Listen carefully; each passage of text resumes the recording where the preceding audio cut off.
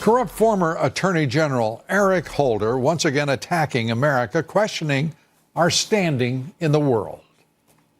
When I hear these things about let's make America great again, I think to myself, well, exactly when did you think America was great? Wow, he's doing his Andrew Cuomo impression. What do you think? When was it great, Mr. Holder? How about when we triggered an explosion of innovation that created the modern world?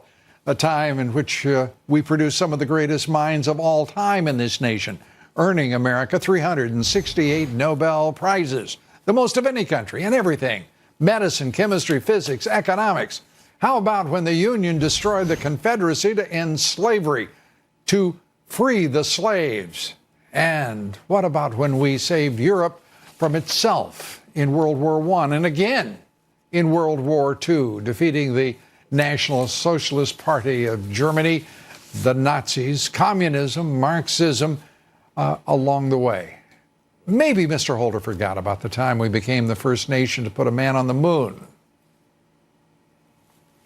That's one small step for man, one giant leap for mankind.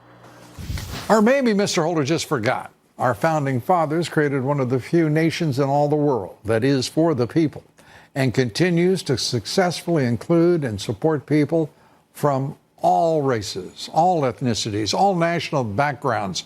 There is no more diverse nation on this planet, Mr. Holder.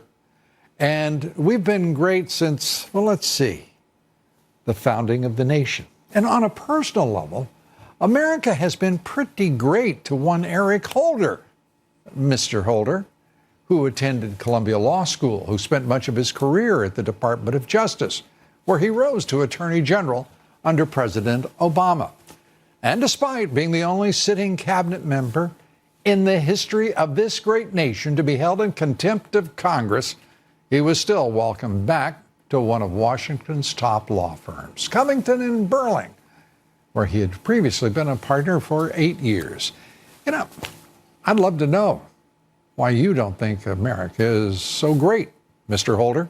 America's achieved greatness over and over again, and President Trump is working to ensure that America remains great, first by getting himself elected. That's pretty good insurance.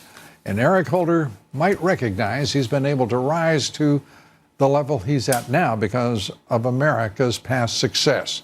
He stands on the shoulders of many a patriot. This country doesn't expect praise, not even a thank you.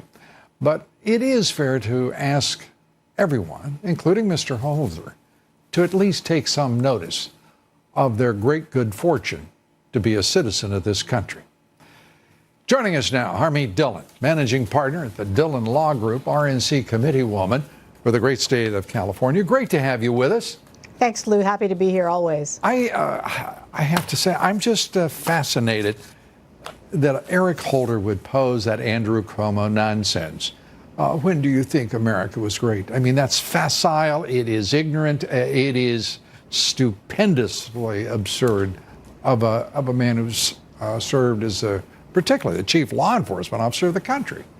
Very churlish and thankless, and as you just mentioned, Lou, ignorant of history, but it is of a piece of the Obama administration's entire trend of globalism and bowing down to the rest of the world and downgrading America's stature. And thankfully, President Trump has brought it back and is on the path to make it even greater. And you and I are both big supporters of that agenda, and I think most Americans are. Yeah. As an immigrant, I'm particularly thankful for all that America is. It has always been the best country in the world and is only going to be in the future unless we let Democrats bring us down again. Yeah, and Holder is a grand reminder of what happens when that does occur. My gosh, the times in which he lied to Congress, it's just the list goes on. Yes. We're told that we're getting close, Harmeet, to the president. There he is. That's very close to his arrival on stage. Let me ask you this. The president has been called upon by a lot of never-Trumpers to move on past Mueller and move to whatever the agenda item may be. What do you think?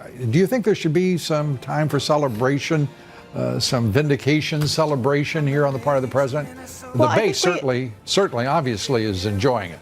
Right, absolutely. I think we have that. We've been doing that for the last couple of days. But I think more importantly, before we move on, we and the president needs to get to the bottom of how this happened, who set this coup attempt against him in motion, and those people need to be held accountable, because it is no small thing to overturn a democratically elected president's administration the way that these people tried to do in the past administration. And I think that justice demands that we get to the bottom of it. Yes, and in a way, that will be validation of the fact that this president is no longer being subverted. If we are able to do that, to root out the origins of this incredible special counsel persecution without any foundation, the abject corruption of the FBI leadership and the Department of Justice. But I don't think it's a thing of the past, Lou. As you and I both know, the majority of people who work for those two institutions are career people, and a lot of those people are still allied against the president. And so if we want to make sure this doesn't get repeated against our president or any future president, we really have to put in place some mechanisms to make sure it doesn't happen again.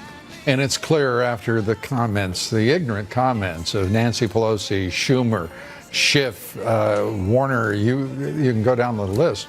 There's no contrition. There is no apology. There's not even recognition of the reality, as Special Counsel Robert Mueller found and concluded. They're worse than sore losers, Lou. They're trying to, change the game. Yeah, now. they're always either a sore loser or they can't handle the emotional impact of being beaten. Either way, Harmeet, Dhillon, thanks for being with us. And now My the pleasure. President of the United States.